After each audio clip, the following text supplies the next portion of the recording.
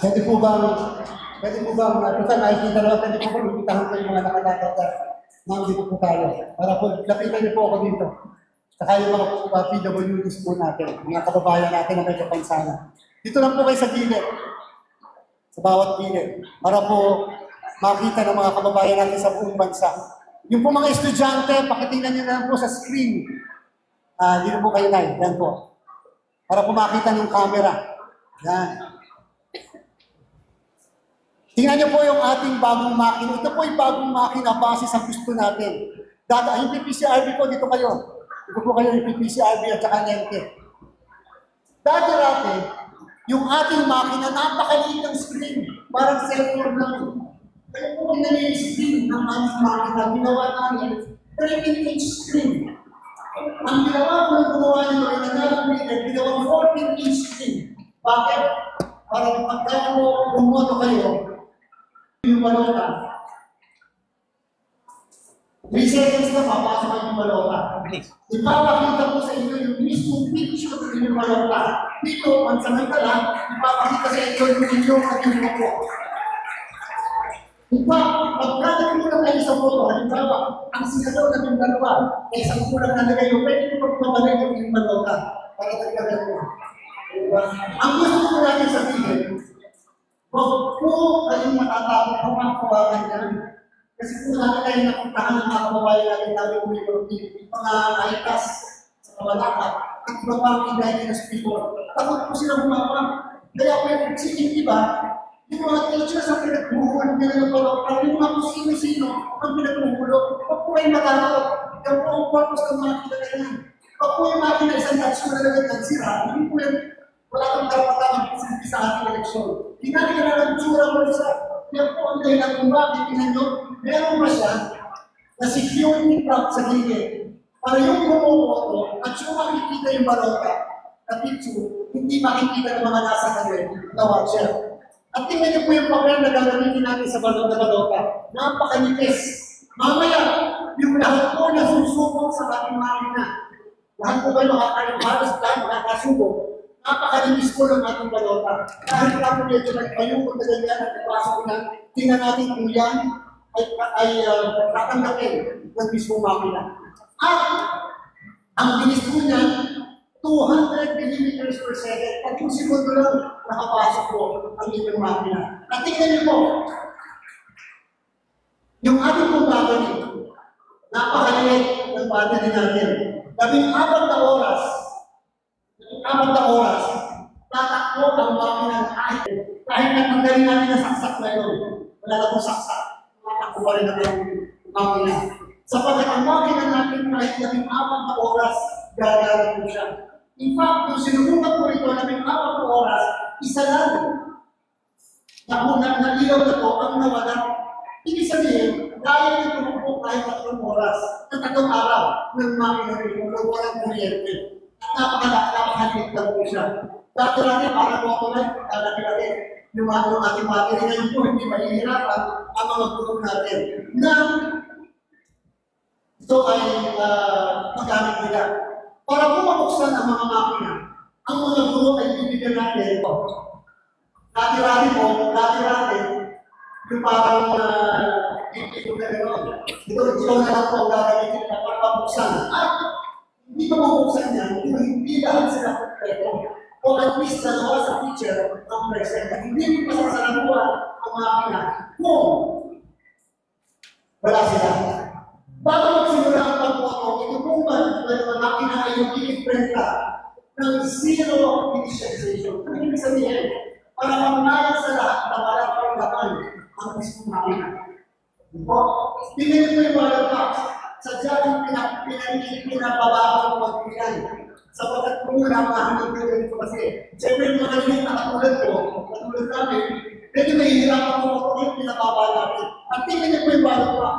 Hindi nyo nakikita ko kung makapasok sa loob. Yung una ko kasi, transparent, bumabasa nakikita na yung politiko na makikita ko yung pagbasok dyan. At magsapon po tayo ng balota. Yan po, medyo minusog-usog ko na yung balota. Sige, kaya po ako yung pasok ko. Yan po. So 3 seconds na, nakapasok tayo sa mga balota. At, tingnan niyo po, binabasa siya. Ganun po siya kabilis. Ito yung inyong photo. Pwede niyo po yung i-touch. Halimbawa, ang binoto ko sa nag-undergo kasi senador, nandiyan po. Ngayon, kung gusto ko rin makilala, hindi ko yung pass, tingnan niyo po. Kada-usyon, magbibigay sa inyo ng resibo. Wala nang kunting na ginagamit natin. Ngayon po, automatic na rin ang ganda ng pagkakalit. At yung mismong resibo, na makikita niyo yung boto nito, mayroon po siya na tinatawag. In fact, pagka binayagan ng comment, pwede yung marinig ng QR code, makikita ang sumatutan ng boto. Hindi natin gagawin doon. Bakit? Ma-identify yung sinulante. Ito para sa mga protesta. Ang inyong election returns, ang inyong resibo na ito, ay papasok dito ngayon. Dati-dati, kung natatandaan sa ballot box, at kulay dilaw. Kasi bawal ilabas ko rin po eh. Yung mga resibo, kasi pwede kami pasihan ng buong bayan. Ito po, ay ilalagay natin yung ngayon. Kasama rin ito sa mismo makina. Ngayon, ang pinaka-importante. Pag natapos ang pagboto sa maghapon, sabihin natin ang pagboto matatapos ang alas 7 ng gabi. Papangako natin, mas mabibigyan ang lahat ng boto, mga 15 to 20 minutes lang, lahat-lahat. Malalaman na kung sino mayor ng datuan, sabihin natin, mga alas 9 ng gabi, alam na kung sino yung mayor. Ang balot ng machine po ay magsusunutan ng lahat ng boto. At pagkatapos, maglalabas siya ng siyang na kopya ng election records. Siyang na kopya. At sa siya ngayon, may kopya na agad ang PPCRP, ang numbered majority party, minority party, at magpapaskin ka agad sa labas ng presinto. Bakit mo importante yun? Lahat ng mga meron, lahat ng mga watchers kung anong kopya, pwede na mag-picture ka agad nung nakapaskin sa labas ng presinto na election records. Ibig sabihin ko, hindi pa nagtatransmit ng result. Kaya po, doon sa mga nagtutulong, sa mga IT students na namin dito, na baka pwedeng ma-hack, yung tinatawag na hacking, ang mismong makina, imposible. Kasi external hindi po siya nakakabit sa kahit kasaan. Pinagin po, wala siyang tablet. Tinanggal mo natin yung kuryente. So, ibig sabihin, paano mo ma-hack yan kung wala naman nakakabit? Kakabitan ng kulang sa dito. Ito para sa transmission ng results, kapag ka nakapag-imprenta na ng siyang kopya ng election records. Pag po siya ay napagtatransmit mula dito halimbawa sa barangay dito ng Dagupan, magtatransmit siya sa bayan sa City Hall. Kasi po yung fantasy.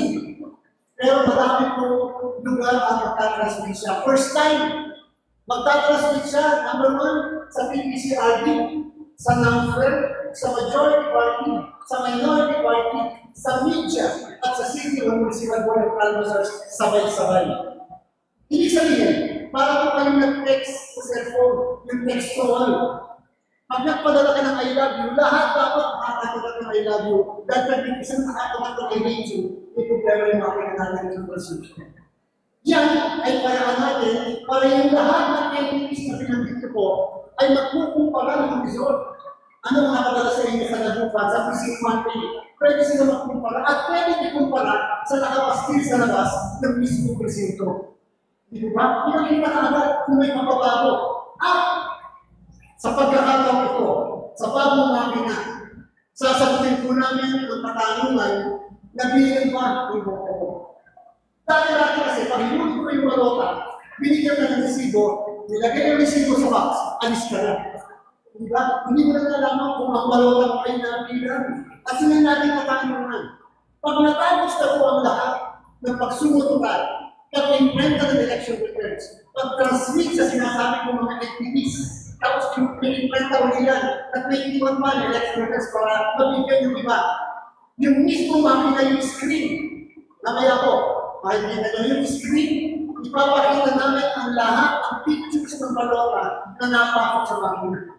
Kung ang bumoto ay 300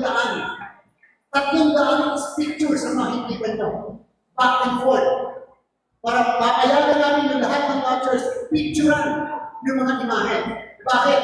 Para sila mismo, mabigyan nila manually ilan ang boto ni Mayor, ilan ang boto ni Vice Mayor, ilan ang boto ni Governor, at ikukumpara sa naiimplementa na election returns at na transcript result. Dati-dati, wala akong ganung feature. Ito po yung mapagmamalaki natin sa kasalukuyan. Ito po ay hindi pinili ng Comelec. Ito po ay nirentahan lang natin. Mali sa ating po talaga strategy na binibili yung makina. Kasi pag binili mo yung makina, ikaw ang mag-warehouse yan. Ikaw ang mag-maintain yan. At paano ang upgrading? Pinili yung iPhone mo. Ma-upgrade ko ba yan? Hindi ba may iPhone 16? Hindi ka ng bagong iPhone 16? Nabago na. Ganyan po ang makina sa ating mga teknolohi ang ko eh. Nagbabago lagi. Ang dapat, kung ano yung maranasan natin sa 2025, baguhin natin, tagpagin natin sa 2020. Dapat gano'n. Tingnan niyo po yung previous machines natin. Yung unang ginamit, yung 2010 at saka 20. Ayun, ako sa amin pong warehouse. 80,000 lahat yun. Hindi na nagagamit. Yung aming vote counting machines na 97,000, andun sa warehouse din. Binabayaran natin ng milyon bawat buwan. Kasi bakit? Bakit nakasiyo eh. Kung napansin na mismo ito, yung makina, sinigurado ng Comelec, walang nakalagay na pangalan mismo ng kumpanya. Sinigurado natin na ito ay Comelec lamang. Para katunayan, hindi man ito atin, ito ay pag-aari ng Comelec sa panahon ng halalan. Ayaw natin ginagamit ko kayo para niya mag-testa yung kanilang kumpanya. So, mamaya po, doon sa mga kabataan, gusto ko po sana matry ninyo yung voting experience na ito sa mga nakatakot na masubukan na huwag po tayo matatakot na gumamit ito. Actually po, yung mismo screen, pwede ko i-address na ganyan. Yan po. Ibig sabihin, kung medyo gusto mo mas mababa, pwede na kayo gano'n. Pero kung mas medyo mas mataas, pwede na kayo gano'n. Na-address ko yung mismo screen niya. At napakadali mong palitan yung mismong resibo pag naubos na. Okay po? Tatawagin ko po si Dr. Janet ang ating spokesperson at kung pwede, kayo pwede na po makupo para